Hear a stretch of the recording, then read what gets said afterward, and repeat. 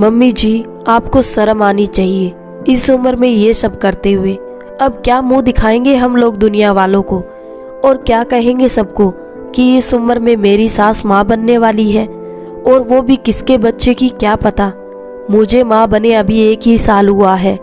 जहाँ बेटे बहू के बच्चे पालने की उम्र है आपकी, वहाँ आप अपना बच्चा लेकर घूमेंगी। अब शर्म आनी चाहिए आपको। मुझे तो आपको अपनी सास कहने में भी शर्म आ रही है, और ये बात आपके बेटे आलोक को पता चल गई तो आप सोच भी नहीं सकती कि क्या होगा आपका। सलोनी अपनी सास बिमला जी से बोली। बिमला जी, जिनके पास कहने को शब्द नहीं थे, खामोशी से अपनी बहू की बातें सुनती जा रही थी। अंत में वो सिर्फ इतना बोली कि बहू, आलोक को अभी कुछ मत बताना। सलोनी बोली, हाँ देखा कैसे बेटे के नाम से हवाइयाँ उड़ रही है आपकी। जब ये कुकर्म किया तब बेटे बहू की याद नहीं आई आपको, जो अब सबके सामने ये बात खुलने का डर सता रहा है। मैं तो आलोक को ये बात बताकर रहूंगी। आने दीजिए, अभी कमरे में जाकर सब बताती हूँ। उनको पता नहीं कहाँ मुंह काला करके आई हैं आप इस उम्र में। बिमला जी जोर जोर से रो पड़ी और खो गई अतीत के गलियारे में। हंसता खेलता परिवार था बिमला जी का। बिमला जब केवल 17 बरस की थी, उनकी शादी उनसे 2 साल बड़े चंद्रशेखर जी से हो गई थी। चंद्रशेखर जी तब अध्यापक बनने के लिए बीएड की परीक्षा दे रहे थे, और 2 साल बाद उनका ये सपना पूरा हुआ। अब चंद्रशेखर जी सरकारी स्कूल में अध्यापक बन चुके थे। बिमला जी केवल 19 बरस की थी जब उन्होंने 2 जुड़वा बच्चों को जन्म दिया, जिनका नाम उन्होंने आलोक और सीमा रखा। बिमला जी अब अपने घर परिवार में पूरी तरह रच बस गई थी। अपना घर परिवार और बच्चे संभालती थी। बहुत छोटी सी उम्र में शादी हो जाने के कारण उनमें पहले इतनी समझ नहीं थी, मगर वक्त के साथ साथ वे सब कुछ सीख गई थी। वक्त के साथ हालातों ने अजीब करवट ली, और एक दिन अचानक एक सड़क दुर्घटना में चंद्रशेखर जी की मौत हो गई। उसके बाद घर परिवार और बच्चों की जिम्मेदारी अकेले बिमला जी पर आ गई। बिमला जी के सास ससुर भी उन्हीं के साथ रहते थे। सास ससुर और अपने 2 बच्चों की जिम्मेदारियों को पूरा करने के लिए बिमला जी ने अचार पापड़ बनाने का काम शुरू कर दिया, मगर अचार पापड़ के काम से भी घर का खर्चा पूरा नहीं होता था। बिमला जी के पड़ोस में रहने वाली सुनीता भाभी के पति एक बड़े अस्पताल में काम करते थे, जहां एक ऐसी औरत की जरूरत थी जो डिलीवरी वाली मां की देखभाल कर सके। जब सुनीता भाभी ने ये बात बिमला जी को बताई तो बिमला जी इस नौकरी के लिए तुरंत तैयार हो गई, और अब बिमला जी अपना घर परिवार संभालने के साथ साथ अस्पताल में नौकरी पर भी जाने लगी थी, ताकि वे अपने घर का खर्च निकाल पाए। शनिवार और रविवार अस्पताल से उनको छुट्टी दी जाती थी। तब बिमला जी ऑर्डर लिए हुए अचार पापड़ तैयार करती। बिमला जी का एक बेटा आलोक और एक बेटी सीमा थी, जिनकी पढ़ाई लिखाई का खर्च और अपने सास ससुर की दवाइयों का खर्च बिमला जी नौकरी करके पूरा कर रही थी। मगर बिमला जी की सास रूपमती जी को बिमला जी का अस्पताल जाकर नौकरी करना बिल्कुल पसंद नहीं था। शुरुआती दौर में तो वो कुछ नहीं बोली, क्योंकि रूपमती जी और उनके पति कैलाश जी की दवाइयों का खर्चा भी तो बिमला जी उठा रही थी। रूपमती जी मौका तलाशती रहती कि कब बहू कुछ गलती करे कि उन्हें बहू को टोकने का मौका मिल सके। एक दिन पड़ोस वाली सुनीता भाभी के पति राजेश जी अस्पताल जाने के लिए अपनी स्कूटी से घर से निकले ही थे कि उन्हें बिमला जी भी घर से निकलते नजर आई, क्योंकि दोनों एक ही अस्पताल में काम करते थे। इसलिए बिमला जी को देखते ही वो बोले, भाभी जी आइए मेरी स्कूटी पर बैठ जाइए, मैं भी अस्पताल ही जा रहा हूँ। बिमला जी बेचारी आज पहले से वैसे ही लेट हो चुकी थी। उन्होंने भी राजेश के आग्रह को स्वीकार कर लिया, और वे राजेश के पीछे स्कूटी पर बैठकर अस्पताल के लिए निकल गई। रास्ते में उन्हें उनकी मौसी सास कलावती जी ने देख लिया। कलावती जी ने तुरंत अपनी बहन रूपमती को फोन किया और बोली, रूपमती जरा अपनी बहू पर लगाम रखो, भरी जवानी में विधवा हो गई। इसका मतलब ये नहीं कि पति के मरने के बाद गुलछर्रे उड़ाए। रूपमती जी बोली, तुम कहना क्या चाहती हो, साफ साफ कहो। कलावती जी ने आंखों देखा हाल बयां कर दिया और बोली, आज मेरी तरह न जाने कितने लोगों ने तुम्हारी बहू को पड़ोस वाले राजेश के साथ देखा होगा। इससे पहले कि जग हंसाई हो, रोक लो उसे। आज शाम जब बिमला जी नौकरी से वापस लौटी तो रूपमती जी गुस्से में बोली, शर्म नहीं आती तुम्हें? क्यों हमारी नाक कटवाने पर तुली हो? बिमला जी बोली, माँ जी क्या हो गया? मैंने क्या किया? रूपमती जी बोली, बहू तुम हमारा खर्चा पूरा करती हो, इसका मतलब ये नहीं कि तुम बाहर जाकर गुलछर्रे उड़ाओगी और हम बर्दाश्त कर लेंगे। तुम पड़ोस वाले राजेश के साथ चक्कर भी चला रही हो और नौकरी भी कर रही हो। तुम्हारे तो दोनों काम एक साथ हो रहे हैं। मेरे बेटे चंद्रशेखर को मरे अभी 6 महीने ही हुए हैं और तुमने दूसरे आदमियों पर डोरा डालना भी शुरू कर दिया। बिमला जी बोली, माँ जी ये कैसे संगीन आरोप लगा रही है आप मुझ पर? मैं ये नौकरी अपना घर परिवार चलाने के लिए कर रही हूँ, गुलछर्रे उड़ाने के लिए नहीं। आज राजेश जी मुझे रास्ते में मिल गए थे, वो भी अस्पताल जा रहे थे, इसलिए मैं भी उनकी स्कूटी पर बैठकर चली गई थी। इसका अगर कोई गलत मतलब निकालेगा तो इसमें मेरी क्या गलती है? रूपमती जी बोली, गलती तो हमारी है बहू कि हम तुम्हें नौकरी करने दे रहे हैं। आज से तुम कोई नौकरी वोकरी पर नहीं जाओगी और घर पर ही रहकर काम करोगी। बिमला जी बोली, घर पर रहकर आपकी दवाइयों का खर्चा, बच्चों की पढ़ाई का खर्चा कहाँ से लाऊंगी? वो सब मुझे नहीं पता। मैं बस इतना जानती हूँ कि हमारे घर की बहू बाहर जाकर नौकरी नहीं करेगी ताकि हमारा नाम खराब ना हो। बिमला जी बोली, मैं आई हुई नौकरी ऐसे हाथ से नहीं जाने दे सकती। माँ जी मुझे मेरे बच्चों का खर्चा भी निकालना है, उनका भविष्य संवारना है। मैं नौकरी नहीं छोड़ सकती। और रूपमती जी से बगावत करके बिमला जी ने अपनी नौकरी जारी रखी, जिस कारण अब सास बहू की बिल्कुल भी नहीं बनती थी। एक दिन अचानक रूपमती जी के पति कैलाश जी को दिल का दौरा पड़ गया और उन्हें तुरंत अस्पताल में भर्ती कराना पड़ा। उनकी बाईपास सर्जरी हुई, जिसका पूरा खर्चा कुल मिलाकर 3.5 लाख रुपए हुआ और तब ये सारा खर्चा बिमला जी ने उठाया। बिमला जी ने अपनी नौकरी से और अचार पापड़ बेचकर जो भी पैसे जमा किए थे वो सारे उनके ससुर जी की बीमारी में खर्च हो गए।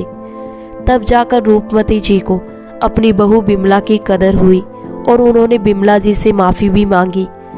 रूपमती जी बोली, बहू मुझे माफ़ कर दो, मैंने तुम पर शक किया, जबकि अगर आज तुम ना होती तो तुम्हारे ससुर जी की जान भी ना बच पाती। बिमला जी अब भी पहले की तरह रोज नौकरी पर जाती। धीरे धीरे उनके बच्चे भी बड़े हो रहे थे और उम्र के ढलते ढलते बिमला जी के सास ससुर का भी निधन हो चला था। आलोक और सीमा भी पढ़ लिख कर नौकरी पर लग चुके थे, इसलिए अब उन्होंने बिमला जी को घर पर रहकर आराम करने को कह दिया था। बिमला जी भी इतने सालों की भागदौड़ करके थक चुकी थी, इसलिए उन्होंने भी अपने बच्चों की सलाह मान ली थी। अब सीमा के लिए अच्छे रिश्ते आने लगे थे। उन्हीं में से एक रिश्ता पसंद आ जाने पर सीमा का ब्याह हो गया था। अब बिमला जी भी आलोक को शादी के लिए मनाने लगी, क्योंकि आलोक अभी शादी नहीं करना चाहता था। आलोक के लिए लड़की देखने का जिम्मा आलोक की बुआ सुधा जी ने ले लिया और वो आलोक और बिमला जी को लड़कियां दिखाने लगी। एक बार बुआ जी आलोक के लिए सलोनी का रिश्ता लेकर आई। सलोनी बुआ जी के देवर की बेटी थी। सलोनी नौकरी करती थी और घर भी अच्छे से संभालती थी। बुआ जी ने सलोनी की इतनी तारीफ की कि बिमला जी ने लड़की की ज्यादा खोज खबर लेना जरूरी नहीं समझा। आलोक अब भी शादी के लिए तैयार ना था, मगर बुआ जी कहाँ मानने वाली थी। वो बोली, आलोक मेरी भतीजी के लिए रिश्तों की कमी नहीं है। वो तो मैंने मेरे देवर के घर वालों को तेरी फोटो दिखा दी तो उन लोगों ने तुझे पसंद कर लिया और अब तू इतना अच्छा रिश्ता हाथ से जाने देना चाहता है। वैसे तो कभी बिमला जी और सुधा जी की कभी बनी नहीं, मगर आज सामने से सुधा इस रिश्ते के लिए इतना जोर दे रही थी कि बिमला जी भी आलोक से बोली, आलोक बुआ जी सही कह रही है, लड़की पढ़ी लिखी है और नौकरी करने वाली है, घर का काम काज भी जानती है, और क्या चाहिए हमें। बुआ जी ने भी सलोनी के बहुत गुणगान गाए, इसलिए आलोक बिमला जी ने इस रिश्ते पर आंख बंद करके विश्वास कर लिया। आलोक जो अब तक नानुकुर कर रहा था, अपनी माँ और बुआ जी के सामने हथियार डाल चुका था। थोड़े दिनों बाद धूमधाम से सलोनी और आलोक की शादी हो गई। शुरुआती दिन अच्छे से कट ही रहे थे कि आलोक बोला, सलोनी अब तुम्हें नौकरी वापस ज्वाइन करनी है तो तुम कर सकती हो। सलोनी बोली, आलोक मैं अब नौकरी नहीं करूँगी, मैं तो बस शादी करके घर में रहना चाहती थी। नौकरी तो बस इसलिए करती थी क्योंकि आजकल लड़के वाले भी यही चाहते हैं कि उनको पढ़ी लिखी और नौकरी करने वाली बहू मिले। आलोक बोला, तुम पढ़ी लिखी हो सलोनी, तो घर पर क्यों बैठना चाहती हो? 2 पैसे कमाओगी तो अपने पैरों पर खड़ी कहलाओगी और घर खर्च में भी मेरी मदद कर पाओगी। सलोनी गुस्से में बोली, मैंने शादी घर खर्च में तुम्हारी मदद करने के लिए नहीं की, समझे? मैं तो घर पर रानी बनकर रहूंगी। मेरा तो पहले से ख्वाब था कि मैं घर और बाहर का कुछ काम नहीं करूंगी और सिर्फ रानी बनकर घर पर राज करूं। बिमला जी भी बेटे बहू का संवाद सुन रही थी क्योंकि आलोक और सलोनी की आवाज बहुत तेज आ रही थी। आलोक बोला, तुम कहना क्या चाहती हो? साफ साफ कहो, मैं कुछ समझ नहीं पा रहा हूँ। सलोनी बोली, यही कि घर का काम तो तुम्हारी माँ कर लेती है और बाहर नौकरी का काम तुम कर लेते हो। मैं तो रानी बनकर आराम करूंगी यहाँ। सलोनी की ये बचकानी बातें सुन आलोक हक्का बक्का रह गया। कुछ दिन तो उसने सोचा कि शायद सलोनी धीरे धीरे परिवार में रचने बसने लग जाएगी। अभी नई नई ही तो शादी हुई है, मगर ये क्या, जैसे जैसे दिन गुजर रहे थे सलोनी की जातियां बढ़ती ही जा रही थी। सलोनी घर का कुछ काम नहीं करती, यहाँ तक कि खाना खाकर अपनी थाली तक खुद नहीं उठाती थी। बिमला जी घर का सारा काम चुपचाप कर लेती क्योंकि सलोनी गुस्से की बहुत तेज थी। एक बार बिमला जी ने उसे सिर्फ इतना ही कहा था कि सलोनी खाना खाकर अपनी थाली तो खुद उठा लिया करो। इस बात पर सलोनी ने इतना हंगामा कर दिया था कि अब बिमला जी उसे एक शब्द तक नहीं बोलती थी। हद तो तब हो गई जब रोज रात सलोनी आलोक से भी झगड़ा करती। कभी कहती उसे सोने का हार चाहिए तो कभी कहती कल के कल मुझे घुमाने ले चलो। आलोक बेचारा अकेला घर खर्च निकालने वाला आदमी था। ऑफिस से आए दिन वो छुट्टी भी तो नहीं ले सकता था। वो भी सलोनी की हरकतों से तंग आ चुका था, मगर थोड़े ही दिनों में सलोनी ने खुशखबरी दी कि वो माँ बनने वाली है। आलोक और बिमला जी खुश हो गए और सोचने लगे कि शायद अब वक्त के साथ सलोनी भी सुधर जाए, मगर ऐसा कुछ नहीं हुआ। 9 महीने बाद सलोनी ने एक बेटी को जन्म दिया, मगर उसके व्यवहार में कोई बदलाव न था। वो अब भी आलोक और बिमला जी की कोई इज्जत नहीं करती थी। एक दिन आलोक बिमला जी से बोला, माँ, बुआ जी ने हमसे न जाने किस जन्म का बदला लिया है, जो उनकी ऐसी भतीजी को उन्होंने हमारे साथ मर दिया। बिमला जी को भी मन में अब तक यही लग रहा था कि शायद उनकी ननद सुधा जी ने जानबूझकर इस झगड़ालू लड़की को हमारे मत्थे मर दिया था, और लगना वाजिब भी था क्योंकि सुधा जी ने बिमला जी का आज तक कभी अच्छा नहीं चाहा था। हमेशा एक ननद वाला रौद्र रूप दिखाती थी सुधा जी, मगर इस बार ना जाने बिमला जी कैसे उनके बातों में आ गई।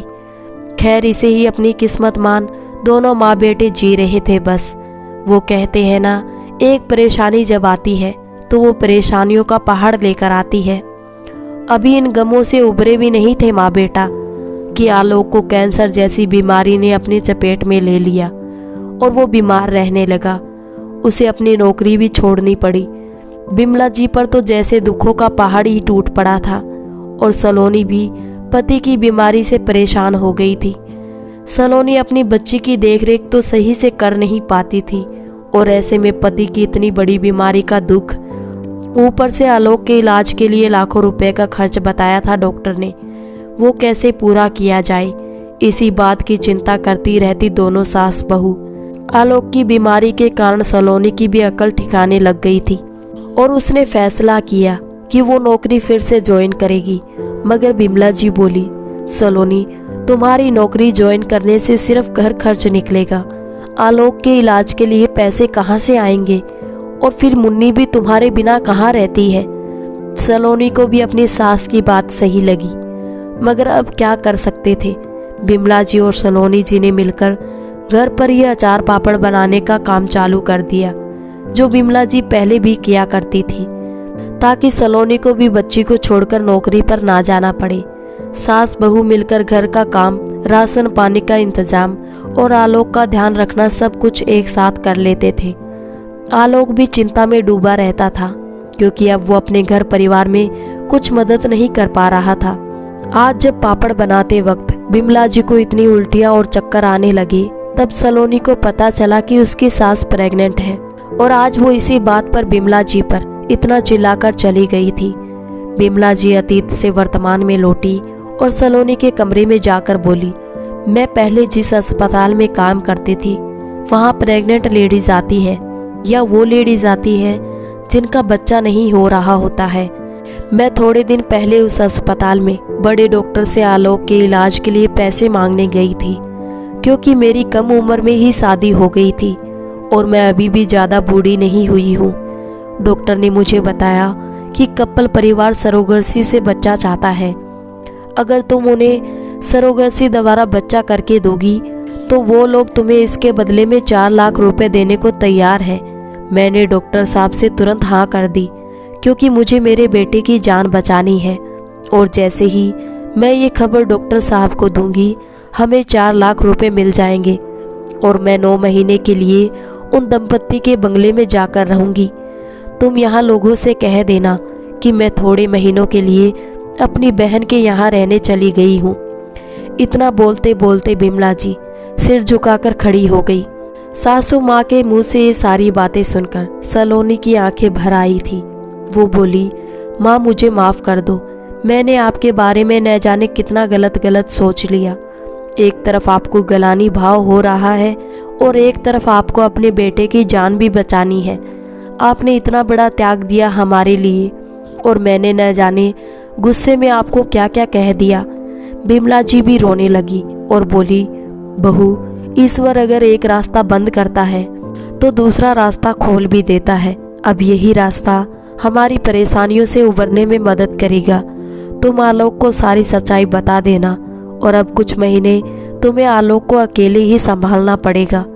सलोनी ने भरी आंखों से सहमति जताई और लगभग 1 सप्ताह बाद बिमला जी उन दंपत्ति के घर रहने चली गई। आस पड़ोस के लोगों को बताया गया कि वो अपनी बहन के घर रहने गई हुई है। सलोनी हर सप्ताह अपनी सास से मिलने उस बंगले पर जाती थी और उनका हाल चाल लेकर आती और यहाँ आलोक की तबीयत में धीरे धीरे सुधार हो गया था और वो ऑफिस ना जाने के कारण घर में काम करने लगा था। आलोक अपनी माँ के प्रति नतमस्तक हो चुका था, जिसने अपने बेटे की जान बचाने के लिए किसी और जान को जन्म देने का फैसला किया था। 9 महीने बाद बिमला जी ने एक बेटे को जन्म दिया और वो दंपत्ति खुश हो गए। अच्छा इलाज मिलने से आलोक भी स्वस्थ हो चुका था और वो फिर से काम पर जाने लगा था। दुख के दिन गुजर चुके थे, सलोनी भी सुधर चुकी थी और अब वो अपनी सास की बहुत इज्जत करती थी, जिन्होंने अपने बेटे की जान बचाने के लिए इतना बड़ा कदम उठाया था। साथ साथ उसे अपने पति की अहमियत भी पता चल चुकी थी। दोस्तों, जो सच आंखों से देखा जाता है जरूरी नहीं कि वही हमेशा सच होता है। कुछ सच राज तले दबे होते हैं, इसलिए किसी को भी तुरंत जज ना करें क्योंकि हमें नहीं पता होता कि सामने वाला किन हालातों से गुजर रहा होता है। तो इस स्टोरी को लेकर आपकी क्या राय है नीचे कमेंट करके ज़रूर बताइएगा। और आपको हमारी स्टोरी अच्छी लगी हो तो वीडियो को लाइक कर दें और ऐसी ही और बेहतरीन स्टोरी के लिए हमारे चैनल सोशल स्टोरी को सब्सक्राइब कर लें।